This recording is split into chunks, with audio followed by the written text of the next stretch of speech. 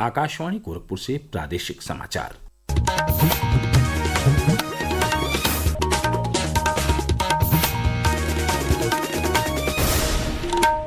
नमस्कार। समाचार बुलेटिन के साथ मैं वेद प्रकाश पाठक। पहले मुख्य समाचार। केंद्रीय मंत्रिमंडल ने लखनऊ मेट्रो के चारबाग से बसंत कुंज तक चरण 1B को दी मंजूरी। 5,801 करोड़ रुपए की लागत से 5 वर्ष में पूरा होगा काम। रक्षा मंत्री और लखनऊ से सांसद राजनाथ सिंह तथा मुख्यमंत्री योगी आदित्यनाथ ने कैबिनेट के फैसले के लिए प्रधानमंत्री नरेंद्र मोदी के प्रति जताया आभार। मुख्यमंत्री ने कहा, प्रदेश की विकास यात्रा में मील का पत्थर साबित होगी मंत्रिमंडल की स्वीकृति।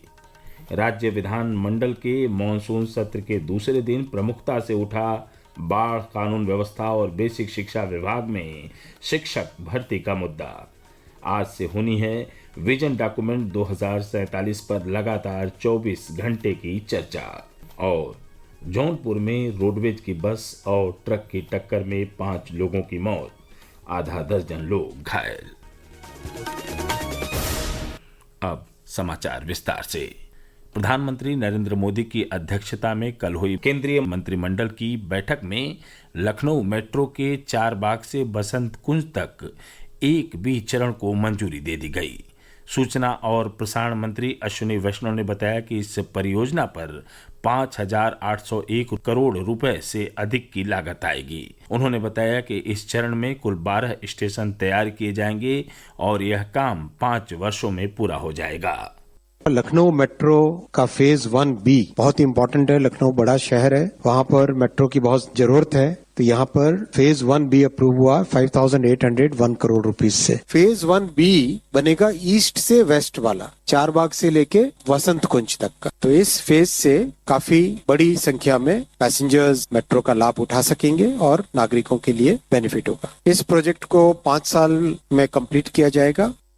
रक्षा मंत्री और लखनऊ के सांसद राजनाथ सिंह तथा प्रदेश के मुख्यमंत्री योगी आदित्यनाथ ने लखनऊ मेट्रो रेल परियोजना के चरण 1B को कैबिनेट से स्वीकृति मिलने पर प्रधानमंत्री नरेंद्र मोदी के प्रति आभार जताया है। एक सोशल मीडिया पोस्ट के जरिए रक्षा मंत्री ने इसे प्रगतिशील और लोकहित का निर्णय बताया। वहीं मुख्यमंत्री ने कहा कि यह स्वीकृति प्रदेश की विकास यात्रा में मील का पत्थर साबित होगी। लखनऊ मेट्रो के इस नए चरण को मंजूरी मिलने से स्थानीय लोगों में भी खुशी का माहौल है। लखनऊ निवासी मसूद अब्दुल्ला ने कहा कि इस चरण के पूरा होने से पुराने लखनऊ तक पर्यटकों की पहुंच आसान होगी। लखनऊ मेट्रो का सेकंड फेज जो अप्रूव हुआ है वो बहुत ही इम्पोर्टेंट है, क्योंकि इससे ये होगा कि जो लोग बाहर से आ रहे हैं वो लोग आसानी से ट्रैवल कर सकते हैं। और दूसरी चीज ये है कि उसमें जो रास्ते में जो भीड़ भाड़ होती है तो उसमें काफी वक्त बर्बाद होता है, इसमें सबको सहूलत होगी। केंद्रीय मंत्रिमंडल द्वारा स्वीकृत की गई लखनऊ मेट्रो परियोजना के जरिए अमीनाबाद चौक, किंग जॉर्ज मेडिकल कॉलेज, भूल भुलैया और रूमी दरवाजा जैसे लखनऊ के कई प्रमुख स्थानों पर मेट्रो सुविधा उपलब्ध हो सकेगी। जन्माष्टमी पर्व के अवसर पर मथुरा में श्री कृष्ण जन्मोत्सव मनाने आने वाले लाखों श्रद्धालुओं की सुरक्षा के लिए कड़े इंतजाम किए जा रहे हैं। वहां के मंडलायुक्त शैलेंद्र कुमार सिंह और अपर पुलिस महानिदेशक अनुपम कुलश्रेष्ठ ने कल जन्मभूमि परिसर का निरीक्षण कर तैयारियों का जायजा लिया। प्रदेश में 2 अगस्त से चलाए जा रहे हर घर तिरंगा अभियान के तहत विविध कार्यक्रमों के आयोजन जारी हैं। कल कौशाम्बी, मऊ, जौनपुर, अमरोहा, वाराणसी, रायबरेली, गौतम बुद्ध नगर, हरदोई, अयोध्या, शामली, औरैया, बांदा, उन्नाव, अंबेडकर नगर और कुशीनगर सहित कई जिलों में तिरंगा यात्राएं निकाली गईं। इसी कड़ी में गाजियाबाद में जिला प्रशासन द्वारा एक विशेष कार्यक्रम का आयोजन किया गया। वहां के मुख्य विकास अधिकारी अभिनव गोपाल ने बताया कि कार्यक्रम का उद्देश्य जन जन में देशभक्ति की भावना को प्रोत्साहित करना है। महाराजगंज जिले में तिरंगा महोत्सव का आयोजन किया गया। इस मौके पर रक्तदान शिविर और अलग अलग विभागों के स्टॉल भी लगाए गए। प्रादेशिक समाचार आप आकाशवाणी गोरखपुर से सुन रहे हैं। यह समाचार बुलेटिन हमारे YouTube channel AIR news Gorakhpur और एक्स हैंडल AIR न्यूज़_GKP पर भी उपलब्ध है। राज्य विधानमंडल के मानसून सत्र के दूसरे दिन विधानसभा में कल बाढ़, कानून व्यवस्था और बेसिक शिक्षा विभाग में शिक्षकों की भर्ती का मुद्दा प्रमुखता से उठा।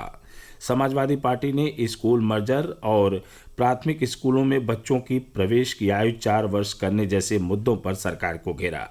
जवाब में बेसिक शिक्षा राज्य मंत्री संदीप सिंह ने कहा कि विपक्ष मर्जर के नाम पर भ्रम फैलाकर उसे राजनीतिक रंग दे रहा है।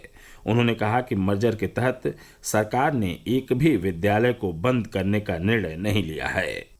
जितने भी हमारे भवन मर्जर के बाद में जो 1 किलोमीटर की अवधि के अंदर थे, 50 बच्चों से कम की संख्या थी, उन विद्यालयों को मर्ज करके एक विद्यालय बना दिया गया, जिससे सबसे ज्यादा अधिक संसाधनों वाला विद्यालय को चलाया जाए। उसमें किसी भी बच्चे को पहुंचने में कोई कठिनाई नहीं होगी, उस विद्यालय को संचालित किया जाएगा। और बाकी के जो विद्यालय रिक्त होंगे, जो मर्ज करने के बाद में, उन विद्यालयों में आईसीडीएस डिपार्टमेंट के साथ में मिल करके हमारा बेसिक शिक्षा विभाग प्री प्राइमरी यानी प्ले स्कूल की, यानी कि नर्सरी, केजी और ये सारी जो क्लासेस होती है, इन क्लासेस को इस वर्ष से हम प्रारंभ करने जा रहे हैं।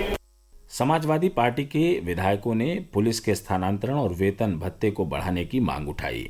इस पर संसदीय कार्य मंत्री सुरेश खन्ना ने पुलिस को दी जा रही सुविधाओं के बारे में जानकारी दी। जितना इस सरकार ने पुलिस प्रशासन और बाकी लोगों को खासतौर से नौकरी, उनका टाइमली प्रमोशन देने का काम किया, किसी सरकार ने नहीं किया। और जितनी सुविधाएं पुलिस सिपाहियों के लिए, हेड कांस्टेबलों के लिए, आप 2,19,000 से ज्यादा तो नियुक्तियां दी हैं और उसमें बाकायदा 20% महिलाओं का रिजर्वेशन दिया। उसके साथ साथ उनको टाइमली प्रमोशन देते हैं मानव, और उनको आवास की सुविधा दे रहे, बराबर हर पुलिस लाइन में बैरक बनवा रहे हैं। विधान परिषद में कल समाजवादी पार्टी के सदस्यों ने प्रदेश में कानून व्यवस्था का भी मुद्दा उठाया। सरकार की ओर से दिए गए जवाब से असंतुष्ट होकर सपा सदस्यों ने सदन से वॉकआउट किया। 16 अगस्त तक चलने वाले विधानमंडल के वर्तमान सत्र में सबसे अहम चर्चा विजन डॉक्यूमेंट 2047 पर आज से शुरू होनी है। यह चर्चा कल तक 24 घंटे लगातार प्रस्तावित है।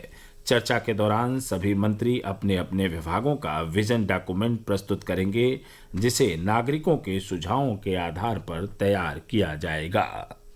जौनपुर जिले के खेतासराय थाना क्षेत्र में गुरेनी पेट्रोल पंप के पास कल रात एक रोडवेज बस और सामने से आ रही ट्रक के बीच हुई टक्कर में 5 लोगों की मौत हो गई। हादसे में करीब आधा दर्जन लोग घायल हैं। वहां के पुलिस अधीक्षक डॉक्टर कौस्तुभ ने बताया कि प्रथम दृष्टया प्रतीत हुआ है कि रोडवेज की बस किसी कारणवश गलत दिशा में चली गई थी। इसी दौरान उससे ट्रक टकरा गई। पहाड़ों के साथ साथ विभिन्न जनपदों में हो रही बारिश और बैराजों से पानी छोड़े जाने की वजह से प्रदेश में कई नदियां उफान पर हैं। इस समय प्रदेश के कुल 23 जिले बाढ़ प्रभावित हैं। एक रिपोर्ट। कानपुर, बदायूं, फर्रुखाबाद और बलिया में गंगा, शाहजहांपुर में रामगंगा, अयोध्या और बलिया में घाघरा नदी खतरे के निशान से ऊपर बह रही है। कानपुर में 9 सेंटीमीटर गंगा का जलस्तर बढ़ा है, जो चेतावनी बिंदु से महज 54 सेंटीमीटर दूर है। ऐसे में प्रशासन ने संभावित बाढ़ग्रस्त गांवों को खाली करने के लिए निर्देशित किया है। फर्रुखाबाद में गंगा नदी खतरे के निशान से 20 सेंटीमीटर ऊपर बह रही है। कई गाँव बाढ़ प्रभावित हैं। उन्नाव में जिलाधिकारी गौरांग राठी ने गंगा के जलस्तर में हुई वृद्धि को लेकर कल एक बैठक की और बाढ़ प्रभावित इलाकों में समस्त तैयारियों को युद्ध स्तर पर जारी रखने के निर्देश दिए। अमरोहा और बदायूं में जिलाधिकारियों के द्वारा बाढ़ प्रभावित इलाकों में निरीक्षण कर राहत सामग्री वितरित की गई। शाहजहांपुर में रामगंगा नदी का जलस्तर लगातार बढ़ रहा है। समाचार कक्ष से विवेक सिंह। इस बीच प्रदेश के विभिन्न जिलों में रुक रुक कर वर्षा का क्रम जारी है। आंध्र प्रदेश के काकीनाड़ में चल रही 15वीं हॉकी इंडिया जूनियर महिला राष्ट्रीय प्रतियोगिता 2025 में उत्तर प्रदेश ने ऐतिहासिक प्रदर्शन करते हुए कांस्य पदक हासिल किया है। हॉकी इंडिया के गठन के बाद जूनियर महिला हॉकी में उत्तर प्रदेश का यह पहला पदक है। और अंत में इस बुलेटिन के मुख्य समाचार एक बार फिर। केंद्रीय मंत्रिमंडल ने लखनऊ मेट्रो के 4 बाग से बसंत कुंज तक चरण 1B को दी मंजूरी।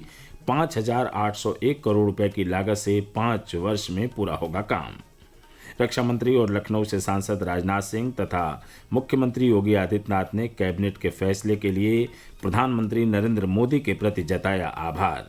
मुख्यमंत्री ने कहा, प्रदेश की विकास यात्रा में मील का पत्थर साबित होगी मंत्रिमंडल की स्वीकृति।